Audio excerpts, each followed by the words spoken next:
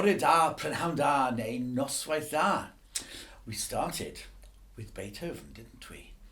And then we moved on to Mozart and Handel and Bach. Now, you may not have noticed this, there's no reason why you should, but one thing they all had in common, apart from the fact that they were brilliant composers, none of them had a beard. Not one of them. But today, I'm going to introduce you to one of the biggest beards in the business. And it belongs to the face of a man called Brahms, who was also born in a place called Hamburg. Hamburg. So I guess that makes him a hamburger.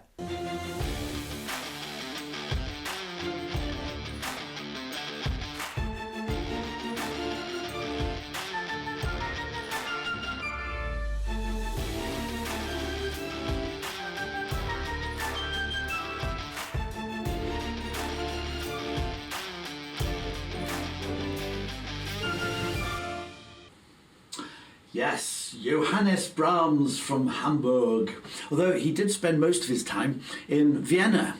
Do we remember Vienna? This seems to be where all these great composers seem to go to. Had people like Mozart and Beethoven heading off to Vienna, didn't we? Vienna seemed to be like the capital of music in the world.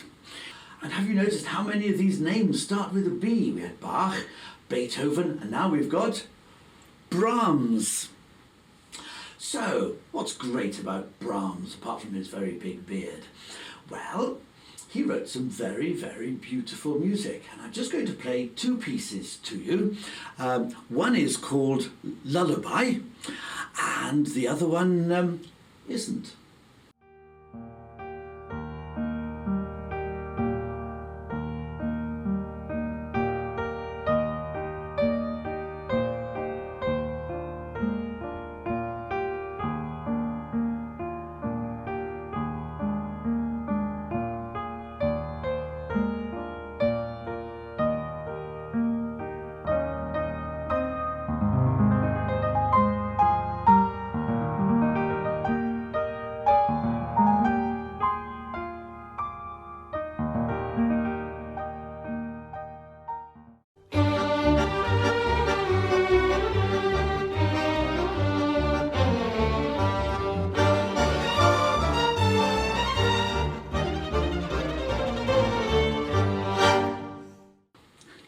The main thing I want to tell you about Brahms is a very important lesson, I think, for all of us.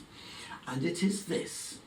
Do you remember I used to go on about the symphony, and I always go like this, and I talk about symphony as a long piece of music chopped up into bits and all this. Well, Brahms wanted to write a symphony. And the problem was that he loved and admired Beethoven. He thought Beethoven was absolutely the coolest, the greatest that had ever been, and basically didn't think he, Brahms, was good enough to write one after Beethoven, because what more was there to say? Beethoven had done it all. And I've always thought this is really quite a good lesson for all of us. How many of us sort of see people playing football or netball or good at art or maybe playing the piano? We all think, oh, will I ever be as good as that? I remember as a child hearing people playing the piano thinking, oh, I'll never be able to play like that. And eventually I did.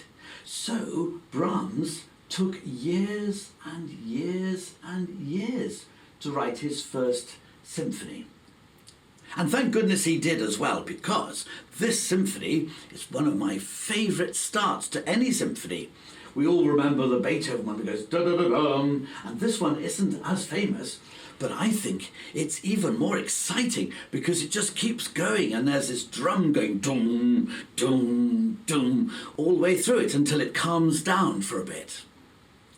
So, shall we have a little listen to the start of Brahms's first symphony, and then we'll see if we're really happy that he did eventually write one.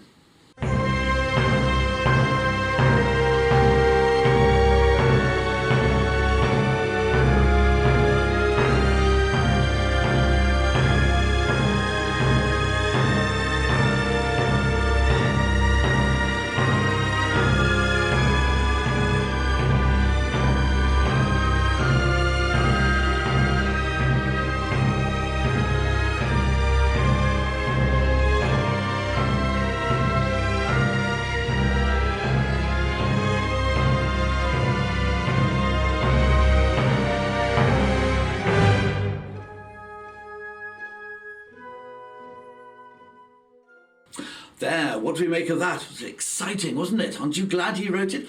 After he wrote that one, he then went on and he wrote another 3. So he wrote 4 altogether, not quite like the 104 of Haydn's, but 4 cracking good ones. They were really good symphonies. And in fact, there was this guy, Hans von Bülow, who actually said that Brahms's first symphony was like Beethoven's 10th symphony. Do you remember how many he wrote, Beethoven? Beethoven wrote 9 symphonies. So this chap von Bülow reckoned that it was just as good as one of Beethoven's and called it Beethoven's 10th symphony. So I think there's a really good lesson in all of this. If you really want to do something, then get going with it. Work out how you're going to do it and work hard to try to get up to the right standard and then do it.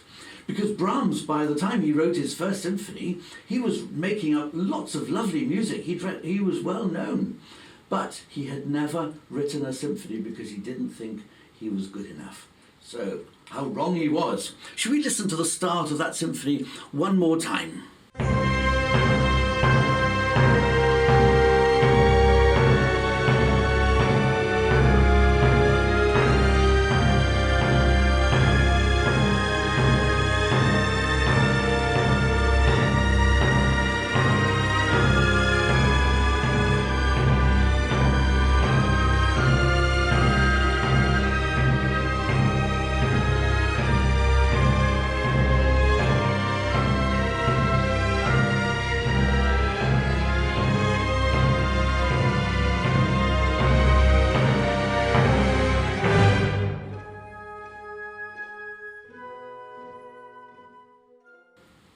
Right, well there we are. That's enough for this week. Don't forget that beard that belonged to the face of Brahms, one of the great composers, Johannes Brahms. Thank you for watching, and I'll see you next week.